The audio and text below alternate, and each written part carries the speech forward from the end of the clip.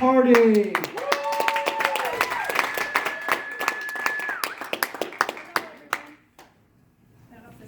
this on? Okay, I think we're on now. Can you guys hear me okay? Yeah. All right. I am like so super excited to talk about what I've shared because everything that we've done so far today has led up to this as far as that's my belief. I won't impose that on you, but for me, I feel like one of the most powerful things that I'm going to talk about right now is kind of for me, even starting this morning when he asked, who are you, why are you here, what's your purpose, whoever, I think it was Lauren that kicked that off. I got so clear on that I'm super excited to share because that ties in with what my message is right now. But before I get started about that, the first thing I want to actually talk about is who we are and why we're here. And before I get into my story at all, I definitely want to say thank you to each one of you guys for being here today. Because literally, if you guys weren't here, I wouldn't have anyone to speak to and share my message with. And I know that you guys are the kind of people who are committed to learning and growing.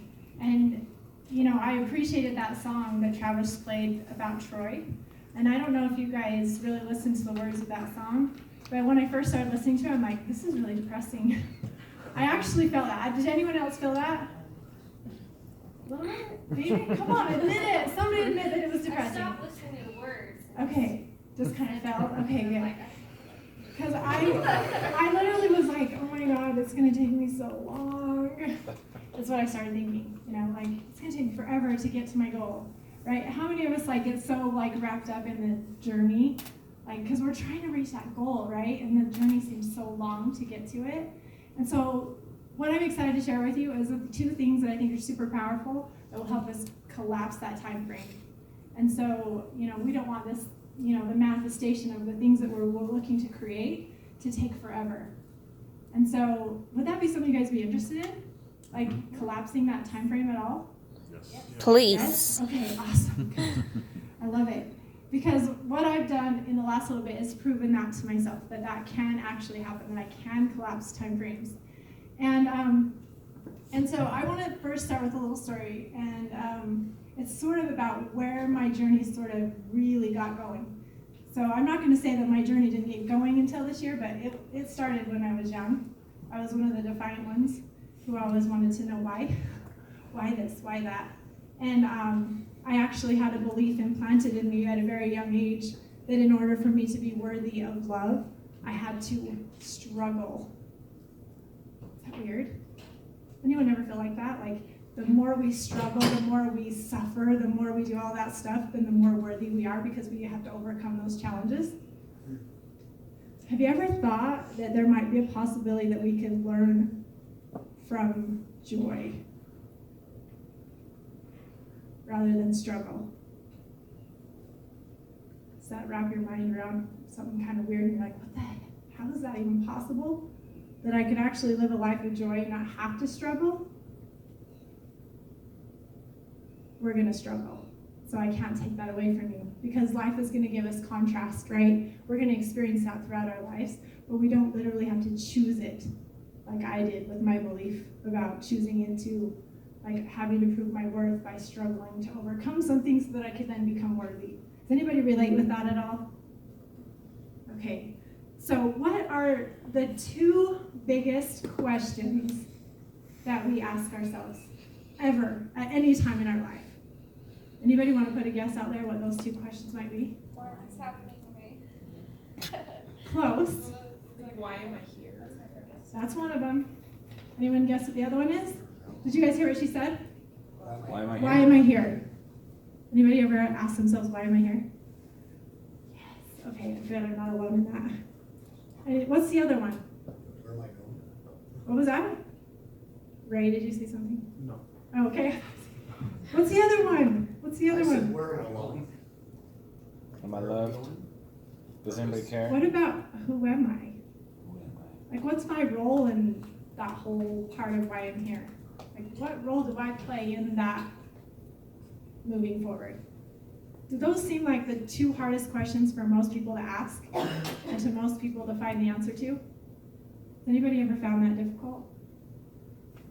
Yes? No? Maybe? Yes. Yes. Come on, I want you guys to participate. Yes. Okay, so at least I'm not alone in that. Well, clearly as we go through life, life is going to life us, is what I like to call it.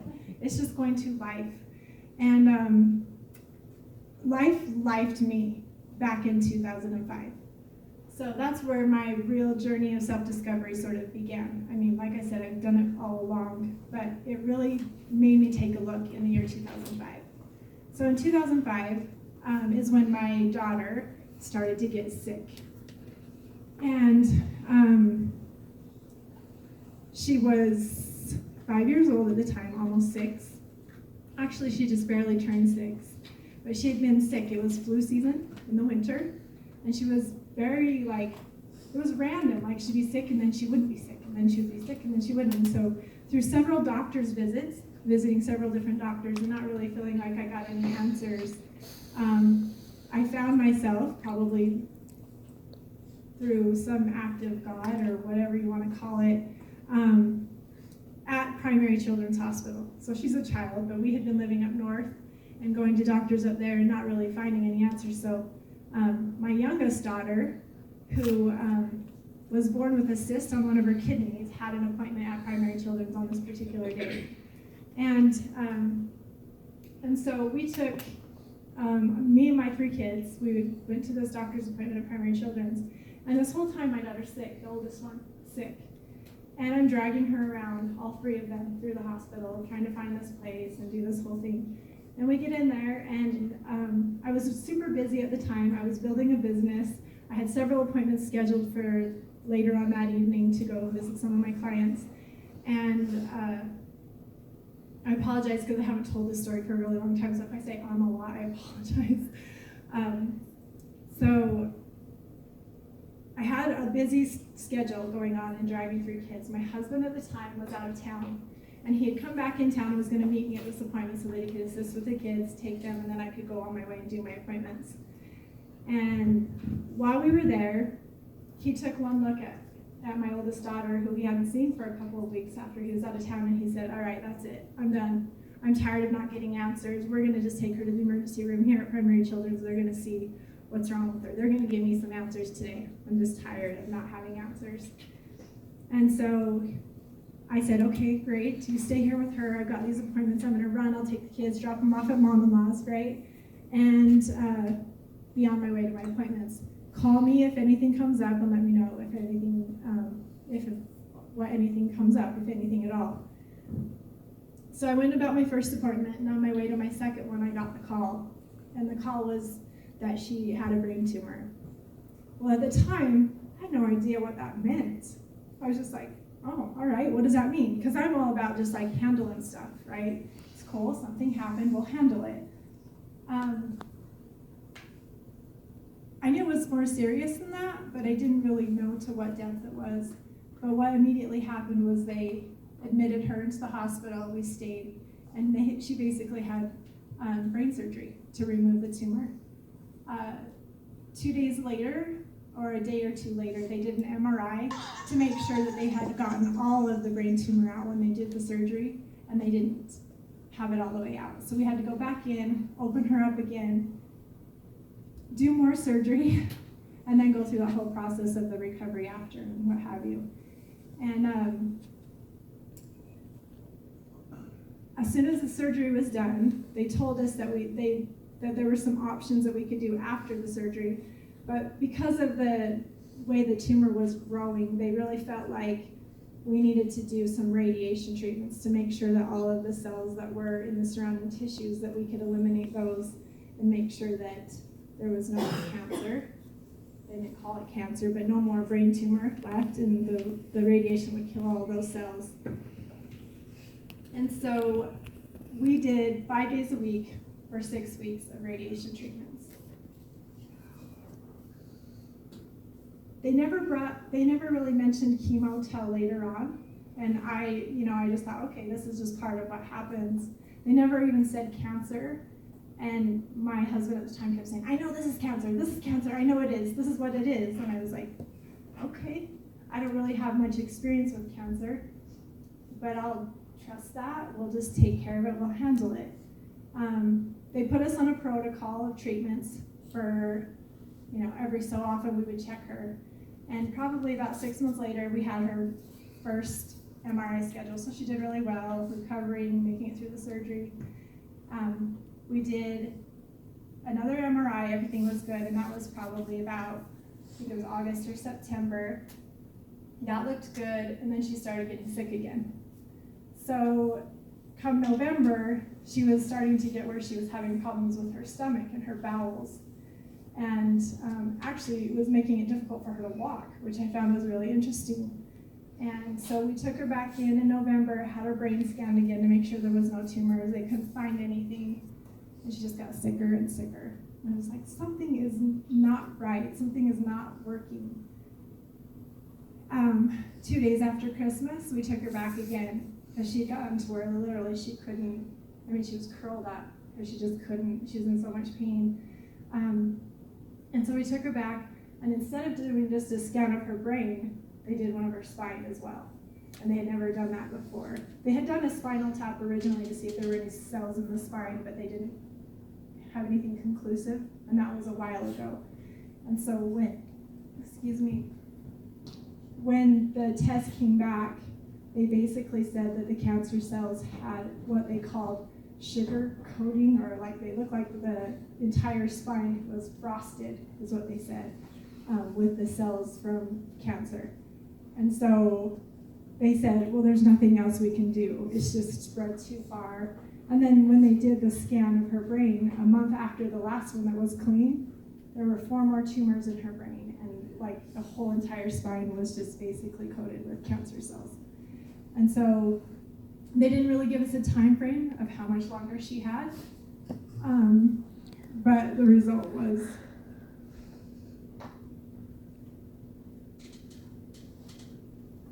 that eventually she wouldn't make it.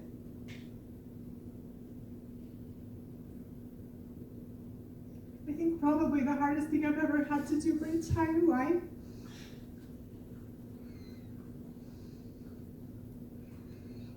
was for nearly 6 months just watch this person die. My baby.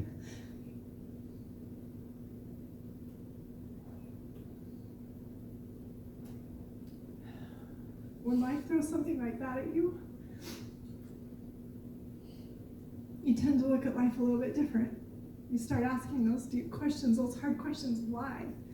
Why would a loving God, because that's what I believed at the time, take a perfectly healthy child and make her this sick? I blamed God. I blamed everyone. I was angry. I was more than angry. I was pissed. But I couldn't let anyone know that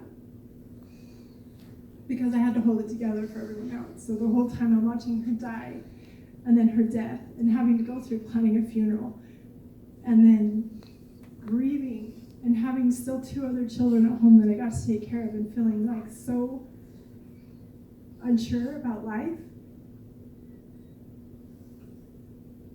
I had to take a look. And I had to ask myself those hard questions. I had heard a saying lots of times in the business that I had been working in, that life is way too short to be miserable and way too long to not enjoy it. And that saying just kept coming up for me after she passed away. And up to that point in my life, I can honestly say that I was not happy. I had made so many choices, so many hard things come into my life so that I could prove my worthiness, and never felt satisfied and never felt happy. And in fact, once my daughter passed away, I went to the doctor, got on prescription medication for anxiety and depression, anything to just block out and try to get rid of that anger that I felt. I thought that might do something, like maybe there's something wrong with me.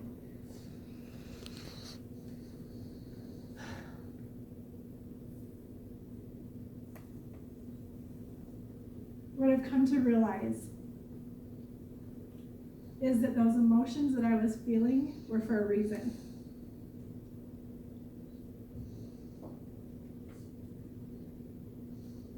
Our emotions are there to guide us.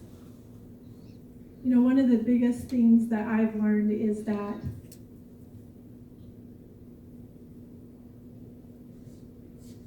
I'm having a hard time trying to say what I want to say because I want to speak from the first person, but I also know that it also resonates with a lot of us, is that we're all seeking for alignment. Would you guys agree that we're looking for alignment? But what are we looking for alignment with? What are we looking for alignment with? Any ideas? Any thoughts? Our why, our purpose, who we are. Yeah, Questions? our why, our purpose, my why, not someone else's, right? I'm looking for alignment with what resonates with me, what's in my highest good. I'm here for me. I'm here on this planet for me, to learn all the lessons that I'm meant to learn. And so, from a very young age, we've been programmed to listen to every voice outside of ourselves and to stop trusting the voice that speaks to us. So the most simple answer and the most direct answer that I can give you about who you are is this. And this is true for every single one of us, and I'm going to give you this identity, but it's also very true.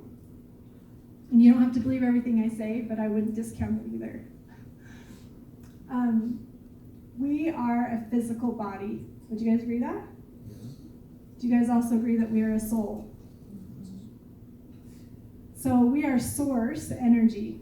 We came from source energy. So that larger part of us, that's our soul, came with us. It didn't leave us. It's not separate from us. And so the fact that we're a soul and a body, that's really who we are. And the reason why we're here, you guys want the reason why you're here too? That's pretty awesome. You guys excited? Yes, this is like the best news ever. Seriously, we're here to create. Is that good news? Yeah. Like, it doesn't freaking matter. I should have said the other word, but I said freaking because I'm trying to be good. It doesn't freaking matter what we do. We are here to create. And so we're here for that journey. You know, I like to think of a potter. Like, they don't just take a clump of sand and go, okay, good. Ooh, how do you like it? Are you going to create anything else? Nope, that's it. Is that good? We're here to continually create. We're here to continually move forward. We're, you know, the song, coming back to that song, we're never going to get it done. Did you guys hear that at all in the song?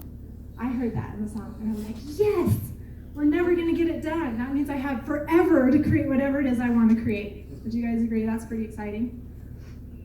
So I just want to let you know that the emotions that we have is our internal guidance system. It's our internal GPS. And those emotions are always calling us towards the things that we are wanting. And the more that we can choose into joy and choose into those emotions that lead us on that path towards joy, the better our journey is going to be. We're going to collapse those time frames. We're going to be able to choose that more often. We don't have to choose the struggle. We can choose to find the lesson in the struggle and continue to move forward. And so if there's anything that I can say today, it is that we do not have to struggle. We've been programmed to listen to those voices outside of us, and it's now time to listen to the voice inside of us. Because what I've learned is that the more and more I listen to the voice inside of me, and I trust it, and I walk towards it, and I listen, the time frames collapse, and I'm able to create like that. I would have never guessed I could double my income twice in a year. Never would have guessed that. But I did it. Now I'm saying that because we're a physical body and we're an emotional body. We're here on the physical earth. Do we need money? Like Travis said earlier, we do. And so it's okay for us to do that. And so because we're a physical body, we also get to have the physical part of this planet. But if we can bring that source energy part of us and connect that with our physical part of us, we're going to find alignment with our true self, and we're going to collapse those time frames a lot quicker, and we're going to find the joy that ultimately that's what each of us are searching for, is to find joy and contentment and peace and satisfaction. So I know that this is short and sweet and my time is already up, but I really honestly believe that when I come into alignment with all that I know that I am meant to be and my emotions, I listen to them and I allow them to guide me. I don't have to choose suffering. I can choose joy. And when I choose joy, I get there a hell of a lot faster.